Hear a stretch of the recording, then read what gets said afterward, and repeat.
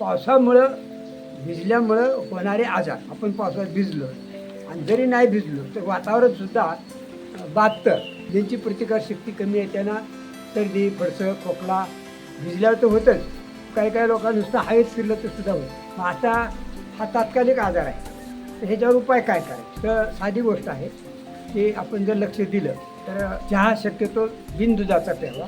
आणि चहामध्ये काय करायचं आहे, आपल्याला 2-3 कप चहा करायचे समजा, तर एक 3-4 मिरे, कमीत कमी 3 मिरे, 3 ते 4 मिरे, 4 ते 5 लवंगा आणि एक अर्धा इंच अद्रकाचा तुकडा, हे सगळं ठिसून टाकायचं. आणि 4 कप 3 कप करायचं झालं तर 4 कप पाणी टाकायचं. म्हणजे 1 कप पाणी उकळून जळावं. आणि चहापत्ती, शक्यतो साखर टाळा, गूळ टाका.